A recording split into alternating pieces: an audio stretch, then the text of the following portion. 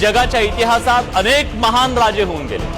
काहींनी बलाढ्य साम्राज्य उभी केली, काहींनी युद्धात लाखो लोक मारले, काहींनी सोन्याच्या सिंहासनावर बसून अफाट ऐश्वर्य उपभोगलं। पण त्या सगळ्यांकडे तलवारी होत्या, सगळ्यांकडे पराक्रम होता, सगळ्यांकडे राज्य होती।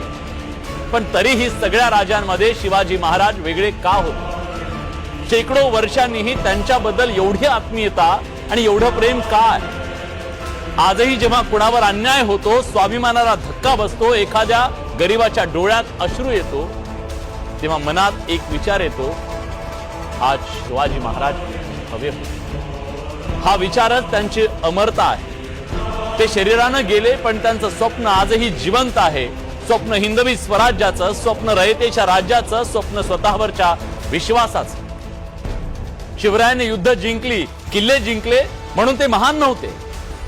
शिवाजी महाराजांची महानता त्यांनी जिंकलेल्या हृदयांमध्ये आहे। ते महान होते कारण त्यांनी लोकांना जिंकलं, त्यांनी लोकांच्या मनात आशा निर्माण केली, त्यांनी लोकांना विश्वास दिला, तुम्ही गुलाम नाही, तुम्ही फक्त प्रजा नाही, स्वराज्याचे अविभाज्य भाग आहात। आणि म्हणून आज 300-400 वर्षाच्या नंतर सुद्धा छत्रपती शिवाजी महाराज म्हटलं की अंगावर काटा येतो, अभिमानाचे, कृतज्ञतेचे आणि प्रेरणेचे भाव येतात। इतर राजे जन्मानं राजे असायचे, त्यांना सिंहासन वारसानं मिळायचं, पण शिवरायांनी सिंहासन स्वतः उभारलं। इतर राजांकडून प्रजेचं शोषण होतं, शिवरायांनी रयतेचं पोषण केलं, संरक्षण केलं। इतर राजे आपल्या सैन्याला पगार देऊन लढवायचे, महाराजांनी मावळ्यांना स्वराज्य देऊन लढायला शिकवलं। मावळे म्हणायचे, हे आमचं राज्य आहे, आम्ही लढतोय ते आमच्यासाठी।